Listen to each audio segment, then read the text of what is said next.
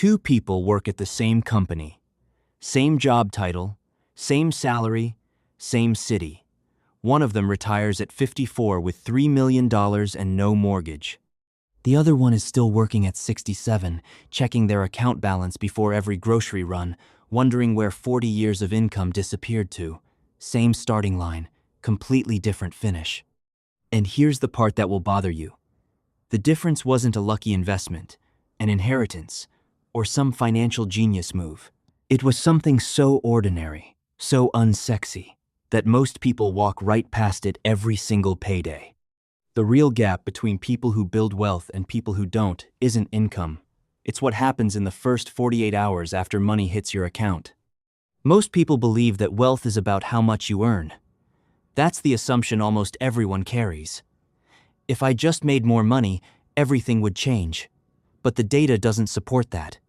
Studies consistently show that Americans across nearly every income bracket spend right up to and often beyond what they earn. Lottery winners go broke. Athletes with 9-figure contracts file for bankruptcy. The income wasn't the problem, the behavior was, and behavior starts the moment a paycheck arrives. What you're about to learn isn't a budgeting trick or a list of apps to download. It's the actual sequence of decisions that separates people who eventually feel financially free from people who always feel financially behind, and why most people never even realize there's a sequence at all. Here's the foundational truth that changes everything. Wealthy people don't spend what's left after saving. They save what's left after spending. Wait, actually, the opposite. They save first and spend what remains.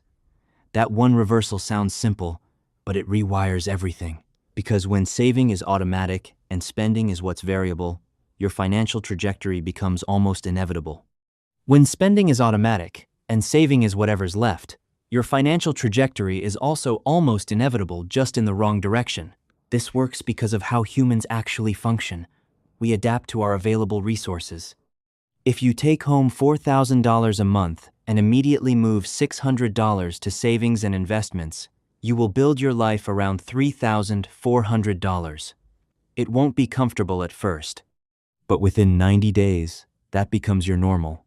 Your brain stops registering the $600 as lost. Now flip it. Take home $4,000, spend freely, and save whatever remains. What remains is usually nothing, sometimes negative, because life always expands to fill the financial space you give it.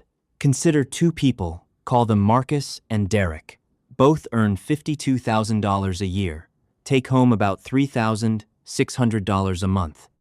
Marcus sets up an automatic transfer on payday. $500 goes to a retirement account, $150 to an emergency fund. He builds his month on $2,950. Derek tells himself he'll save at the end of the month. He figures if he's careful, he'll have $500 left over. He never does. A car expense here, a dinner there, a subscription he forgot about. Month after month, Derek saves almost nothing. 10 years later, Marcus has roughly $90,000 growing in retirement accounts, closer to $130,000 with compound growth. Derek has $1,200 in a savings account and a vague sense of unease he can't quite name. The behaviors that drive this split are worth examining closely. The first is what financial researchers call lifestyle inflation. Every raise, every bonus, every increase in income, most people immediately translate it into higher spending. A better apartment, a newer car, more frequent vacations. The income rises, but the savings rate stays flat or shrinks. Wealthy people treat raises differently. They increase their savings rate first, then decide how much lifestyle adjustment to allow. The wealth gap isn't created in a single dramatic moment. It's created in dozens of small, quiet upgrades that compound into permanent financial pressure. The second behavior is the illusion of future discipline. This is where Derek lives permanently. The thinking sounds like, I'm just getting settled right now. Next year I'll be more serious about this. Next year becomes 5 years. 5 years becomes a decade. The future version of yourself always seems more responsible, more organized, more ready. But that version never actually arrives because you're building them right now with every decision you make today. Derek's story ends at 61, Still working a job that stopped exciting him 15 years ago, unable to retire because his lifestyle costs more than his savings could ever cover. He's not stupid. He's not lazy. He just believed he'd get serious later, and later never came. Marcus at 57 takes a phone call from his company, offering an early retirement package. He says yes, without panicking. His house is paid off. His accounts are full. He has options. The one thing money quietly buys that no one talks about. Not luxury, options.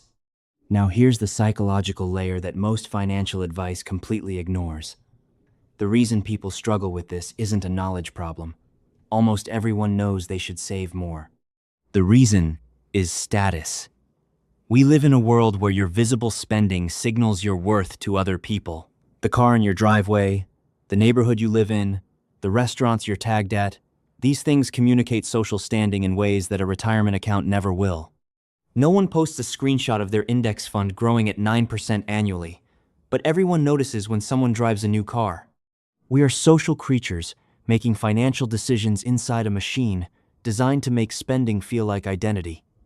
Breaking that pattern requires understanding it first. If you're just starting out, the most powerful thing you can do today is automate a small amount, even $100 a month, so that saving requires no willpower. Make not saving the harder choice. If you're in the middle of this and feel behind, stop trying to catch up with dramatic gestures and start with consistency. Wealth is built in boring increments.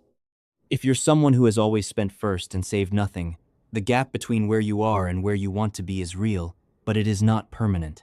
The compounding that worked against you can work for you the moment you reverse the sequence. Here's the reframe that matters most. This isn't really about money. It's about freedom versus obligation. Every dollar that stays in your spending column buys something that disappears. Every dollar that moves into your savings and investment column buys future options, the ability to say no to a bad job, yes to an unexpected opportunity, and nothing at all during a crisis without it becoming a catastrophe. You are not just managing money. You are deciding, paycheck by paycheck, how much of your future belongs to you. Imagine yourself 10 years from now having made this change. The account balances that once seemed impossible have become ordinary. You stop doing math in your head before you make small purchases. You take the trip. You leave the job that drains you. You help someone you love without worrying about your own stability. That is a specific, achievable future, and it starts with where your money goes in the first 48 hours after you earn it. Now imagine the other version. Same 10 years. Nothing changed. The paycheck still disappears before you can explain where it went. The raises came, but so did the expenses. You're not broke, but you're not free. And the gap between those two things is where most people spend their entire lives without realizing it doesn't have to be that way. Wealth is not a destination people arrive at by chance. It is a direction people choose, one paycheck at a time. The question isn't whether you earn enough to start. The question is whether you'll wait until you do. Most people spend their whole lives earning money. The ones who end up free learned early to keep some of it first.